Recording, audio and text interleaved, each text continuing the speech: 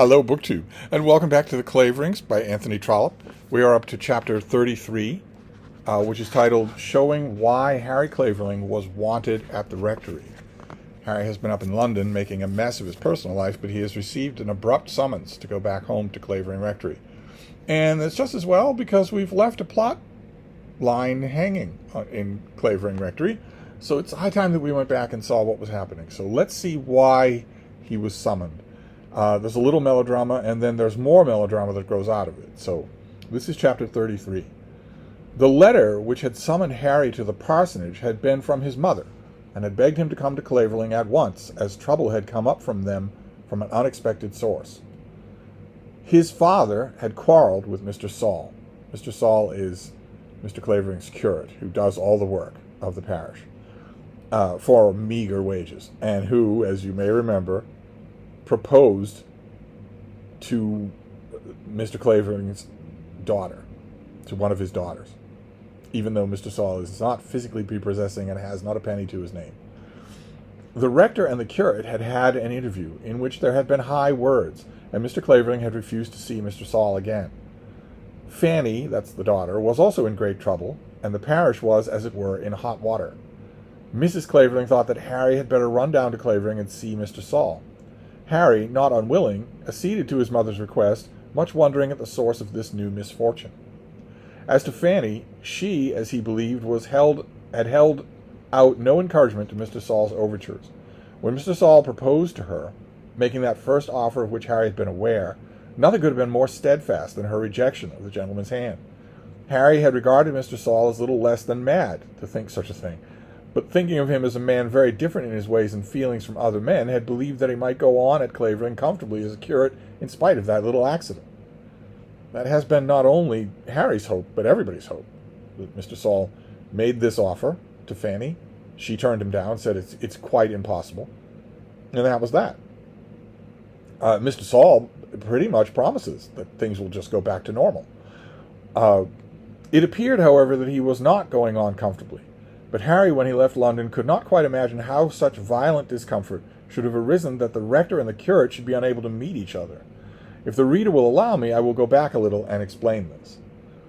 The reader already knows what Fanny's brother did not know, namely that Mr. Saul had pressed his suit again, and had pressed it very strongly. And he also knows that Fanny's reception of the second offer was very different from her reception of the first. She had begun to doubt whether her first judgment as to Mr. Saul's character had not been unjust, to doubt whether, in addressing her, he was not right, seeing that his love for her was so strong, to doubt whether she did not like him better than she had thought she did, to doubt whether an engagement with a penniless curate was in truth a position utterly to be reprehended and avoided. Young penniless curates must love somebody, as well as young beneficed vicars and rectors. And then Mr. Saul pleaded his case so well. This little element here, I won't stress it too much, but this little element of someone reconsidering their own personal feelings for someone else is the thing that Trollope does amazingly well. It's a little thing, it doesn't get any fanfare, but it's something he does amazingly well. She did not at once speak to her mother on the matter, and the fact that she had a secret made her very wretched. She had left Mr. Saul in doubt, giving him no answer, and he had said that he would ask her again in a few days what was to be his fate. She hardly knew how to tell her mother of this till she had told herself what were her own wishes. She thoroughly desired to have her mother in her confidence, and promised herself that it should be so before Mr. Saul renewed his suit. He was a man who was never hurried or impatient in his doings, but Fanny put off the interview with her mother, put off her own final resolution till it was too late, and Mr. Saul came upon her again when she was but ill prepared for him. A woman, when she doubt... Here we go. Tony's about to unload more of his wisdom when it comes to women. A woman, when she doubts whether she loves or does not love, is inclined 5 parts out of 6 towards the man of whom she is thinking. When a woman doubts she is lost, the cynics say, I simply assert, being no cynic, that when a woman doubts, she is won. The more Fanny thought of Mr. Saul, the more she felt that he was not a man for which she had first taken him, that he was of larger dimensions as regarded spirit, manhood, and heart, and better entitled to a woman's love. She would not tell herself that she was attached to him, But in all her arguments with herself against him, she rested her objections mainly on the fact that he had but 70 pounds a year. And then the threatened attack, the attack that was to be final, came upon her before she was prepared for it. They had been together as usual during the intervening time. That is absolutely crucial detail, is that these two are working elbow to elbow on virtuous tasks for the parish all day long, every day. They snipe at each other. They joke with each other. They reprimand each other. They have daily exposure to each other in a very different setting than anything romantic. It was indeed impossible to say that they should not be together. Since she had first begun to doubt about Mr. Saul, she had been more diligent than heretofore in visiting the poor and in attending to her school, as though she were recognizing the duty which would especially be hers if she were to marry such a one as he. And thus they had brought together more than ever. All this her mother had seen, and seeing had trembled. But she had not thought it wise to say anything till Fanny should speak. Fanny was very good and very prudent. It could not be but that Fanny should know how impossible must be such a marriage. As to the rector, he had no suspicions on the matter. Saul had made himself an ass on one occasion, and there had been an end of it. As a curate, Saul was invaluable, and therefore the fact of his having made himself an ass had been forgiven him.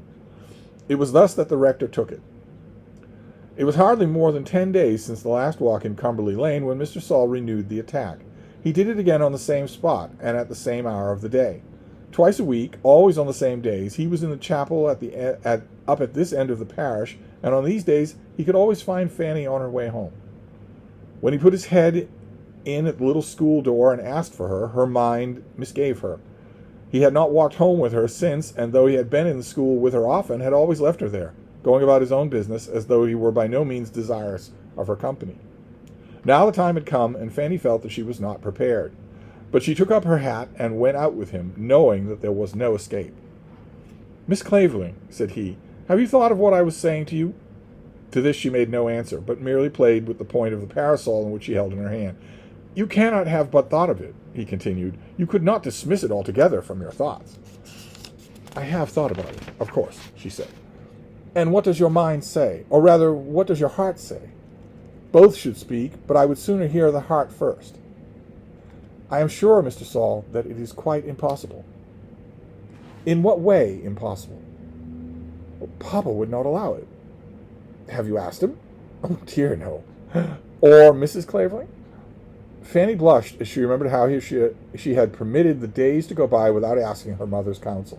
"No, I have spoken to no one. Why should I, when I know that it is impossible?" "May I speak to Mr. Clavering?" To this Fanny made no immediate answer, and then Mr. Saul urged the question again, "May I speak to your father?" Fanny felt that she was assenting, even that she did not answer such a question by an immediate refusal of her permission. And yet she did not mean to assent. "Miss Clavering," he said, "if you regard me with affection, you have no right to refuse me this request. I tell you so boldly. If you feel for me that love which would enable you to accept me as your husband, it is your duty to tell me so.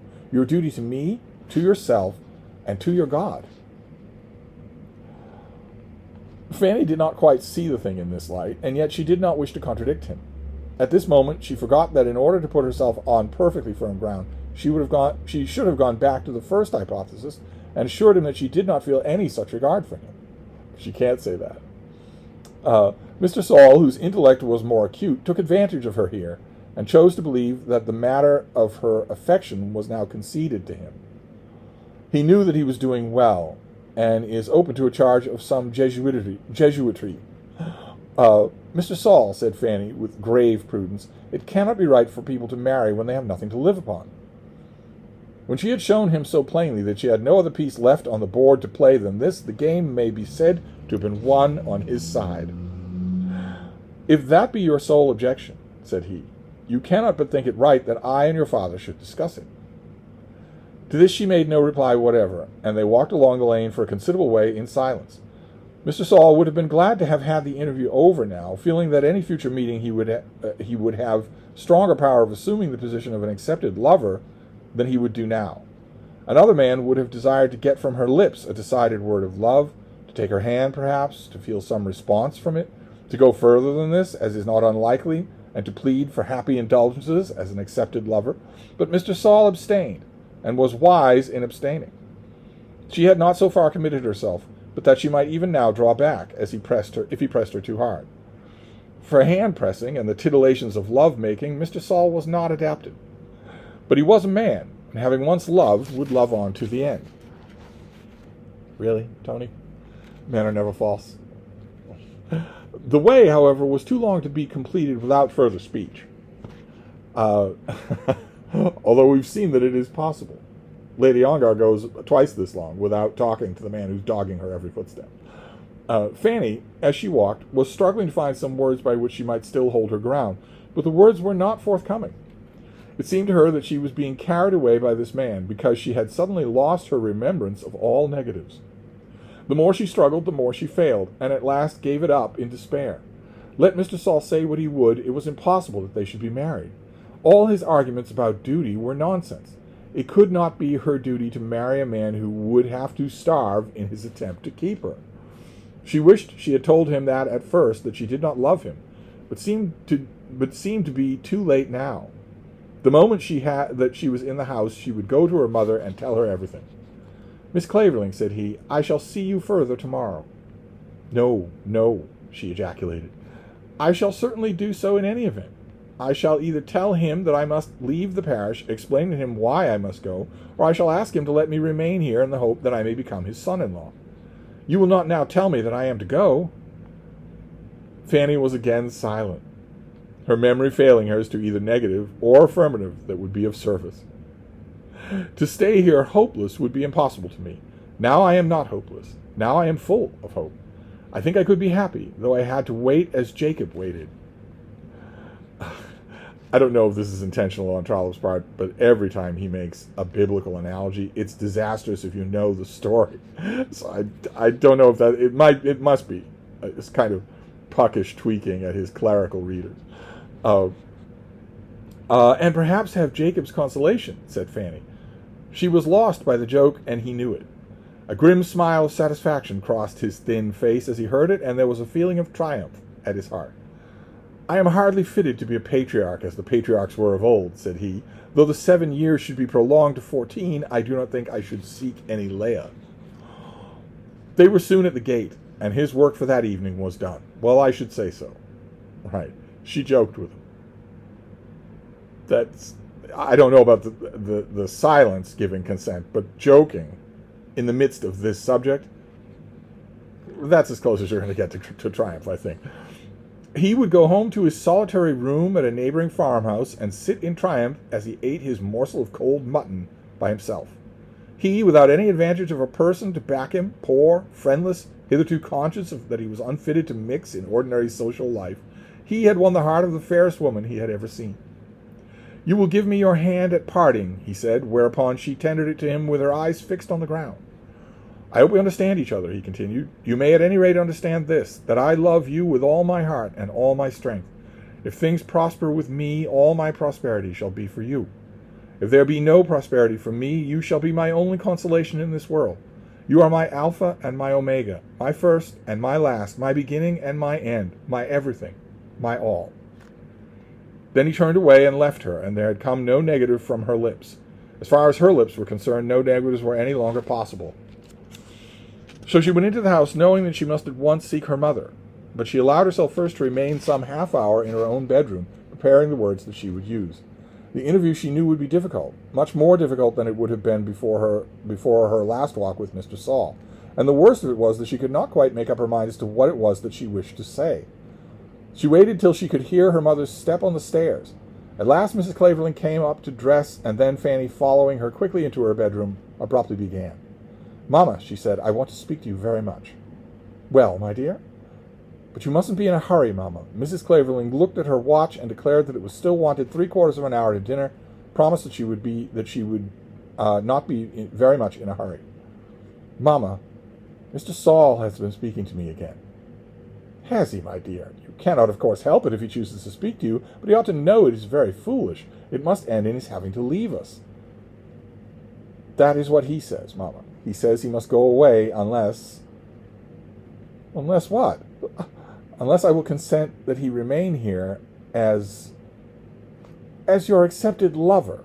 Is that it, Fanny? Yes, Mama. Then he must go, I suppose. What else can any of us say? I shall be sorry for both his sake and your papa's. Mrs. Clavering, as she said this, looked at her daughter and saw at once that this edict on her part did not settle the difficulty. There was that in Fanny's face which showed trouble and the necessity of further explanation. Is not that what you think yourself, my dear? Mrs. Clavering asked. I should be very sorry if he had to leave the parish on my account. We shall all feel that, dearest, but what can we do? I presume you don't wish him to remain as your lover. I don't know, Mama, said Fanny. It was then, as Mrs. Clavering had feared. Indeed, from the first word that Fanny had spoken on the present occasion, she had almost been sure of the facts as they now were. To her father, it would appear wonderful that his daughter should have come to love such a man as Mr. Saul, but Mrs. Clavering knew better how far perseverance will go with women. Perseverance joined with high mental capacity and with a high spirit to back it. She was grieved, but not surprised, and would at once have accepted the idea of Mr. Saul becoming her son-in-law had not the poverty of the man been so much against him. Do you mean, my dear, that you wish him to remain here after what he said to you? That would be tantamount to accepting him. You understand that, Fanny? I suppose it would, Mama. Is that what you mean?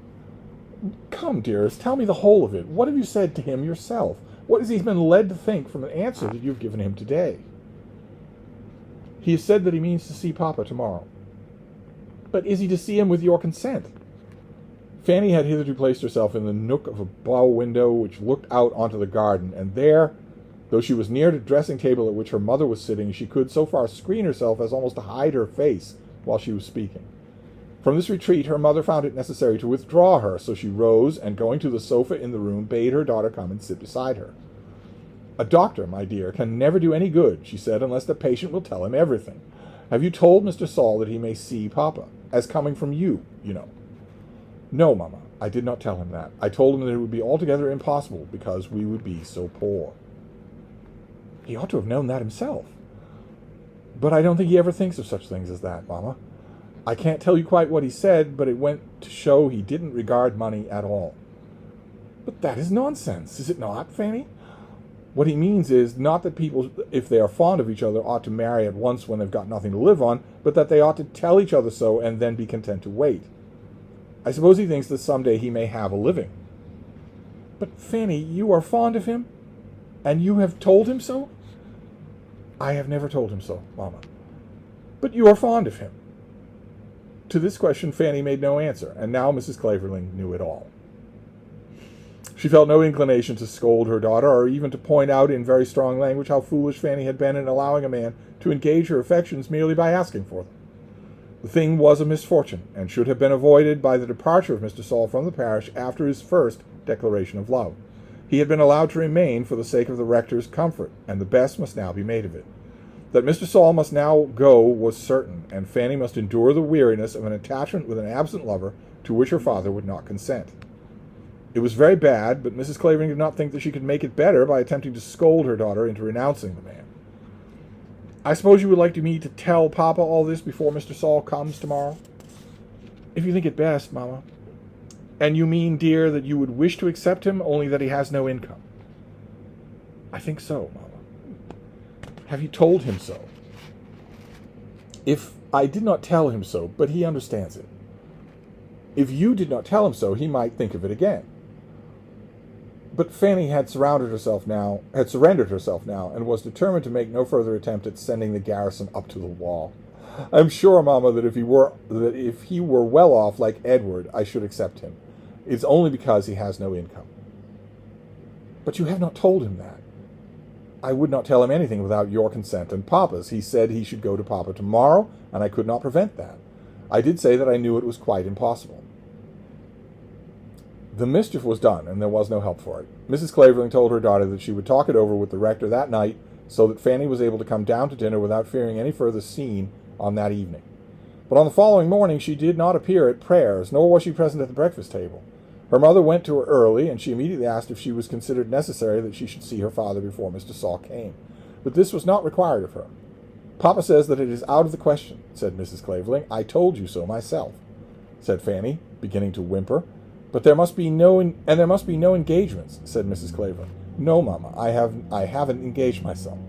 I told him it was impossible. And Papa thinks that Mr. Saul must leave him, continued Mrs. Clavering. I knew Papa would say that, but, Mamma, I shall not forget him for that reason. To this Mrs. Clavering made no reply, and Fanny was allowed to remain upstairs till Mr. Saul had come and gone. Very soon after breakfast Mr. Saul did come.